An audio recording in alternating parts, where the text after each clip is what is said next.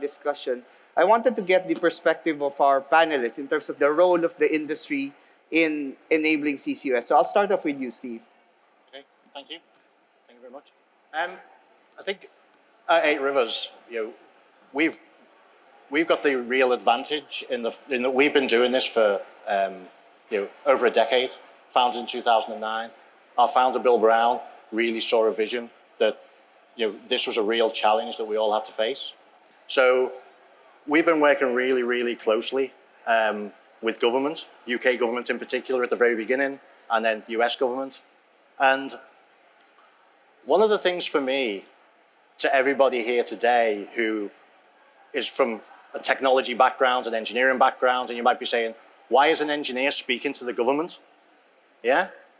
Because governments write policies, but governments don't understand technologies.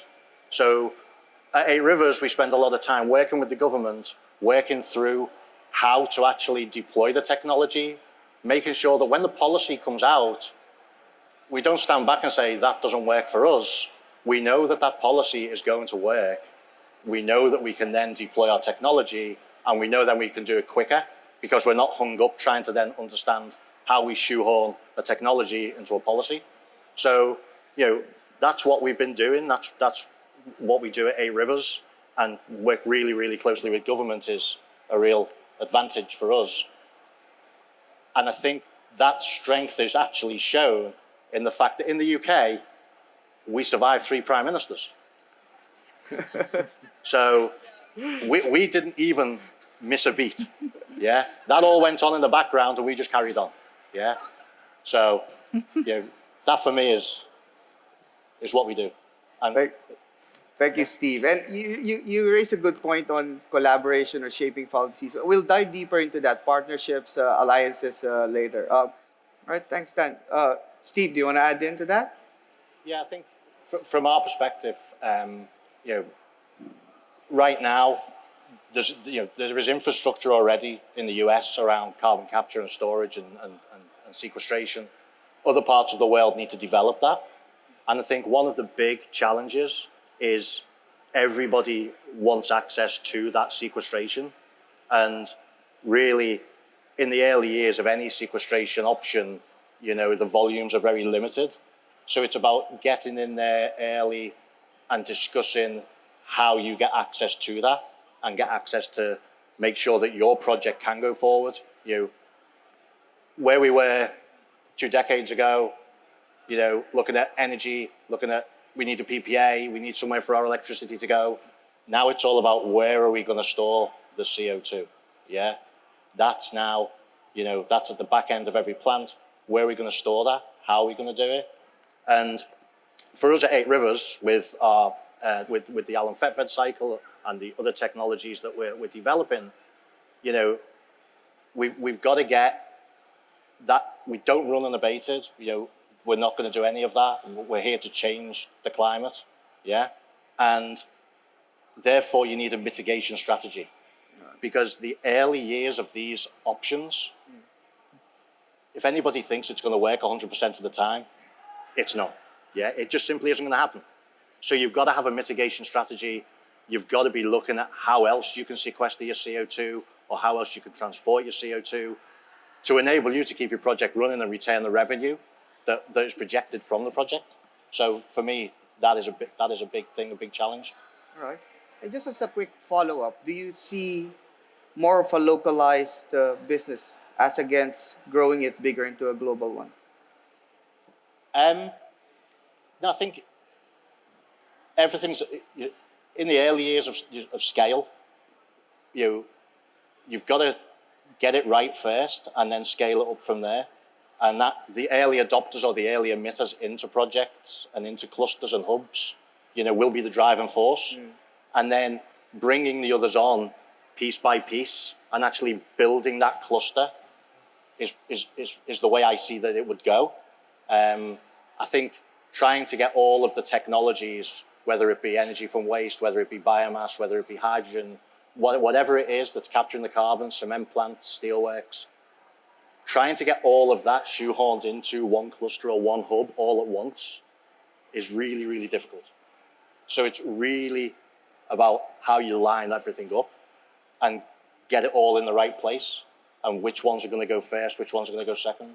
So again, whoever's at the center of that, transport and storage network, you really need to be front and center in their minds. Okay. Thanks, Stan. Steve, thoughts? I couldn't put it better, yeah. You know, what you just said there, don't make it perfect, get on with it. And, you know, for us, you've got to look at how you actually deploy your technology. And as an innovation company, and we look at how we refine processes, existing processes, and make them better, and then actually looking at how you improve certain parts of that process. We actually look at how do we deploy this quickly and easily, and how do we get the finance companies to actually look at it, look at the risk, and say, you know, this isn't a high-tech risk profile project. This is maybe one component that's changed that makes it better. And then from there, deliver after that the next generation and the next generation. Because if you go for perfect first time, that's really, really hard. Yeah, that is so hard. We've been doing this for, as I say, 10 years with 8 Rivers and Net Power. Net Power now is a separate company, but that technology development, of which I was the technical advisor for 8 Rivers at the time, that took a decade. We don't have a decade to do that again. Yeah. So to your point, we've got to go quickly. Yeah. Yep. So I'll stay with you. So what's your long-term view on CCUS? That's a really good question. It's obviously, you've got to have a really strong strategy. You have to, yeah? Right. And everything that I've spoken about today, if you look at what I've said, is all about how do you have that strategy to deploy. And, we've got to get to 2050. Yeah. But why are we setting that target to 2050 and not 2045, 2040? Really looking at it, if we go quickly and we all work collaboratively together and we don't stay in our own little portion of land with our own project, and we talk to each other about how my project might benefit your project or what technologies we might bring together to actually benefit the greater good in a hub or a cluster, then we will go quicker. But if we stay in our own backyard, then it's going to be a long haul. So we've got to, definitely got to break those silos. Again, collaboration is really emerging as a key theme. Now I'm going to open it up for questions from the audience. All right, Raul?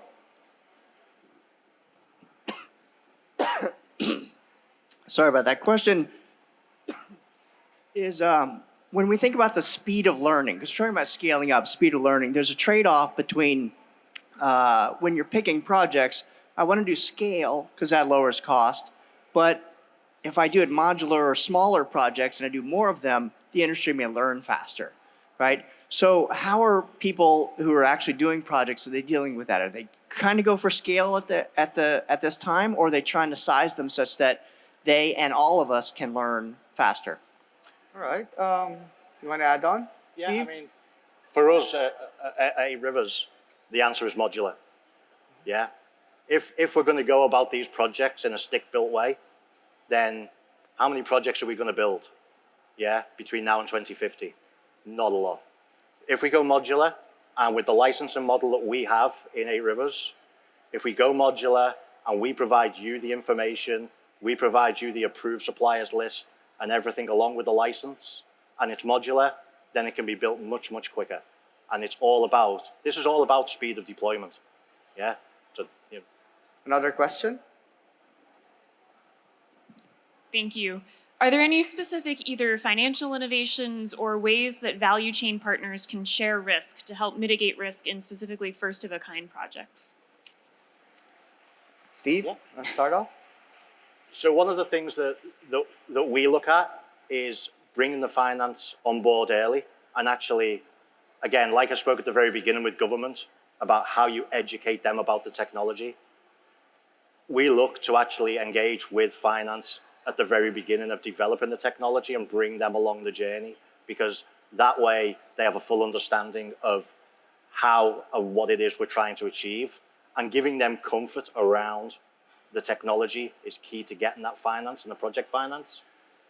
If you wait to the end, like you would many years ago in a normal project finance environment, and you bring on your lender's engineer and you start going down that path, then you're just in delay. So it's not just about advancing how we deploy the technologies, it's about how we actually advance the whole project from every angle, from every aspect, including the finance. Yeah, that was a good question, and I think key message is really early involvement of all stakeholders. We still have time for one question, right?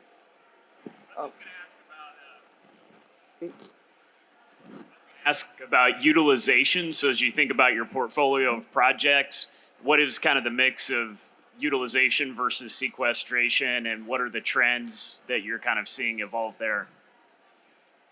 Steve? I think the main focus is all about sequestration, yeah? But utilization does have a really key part to play.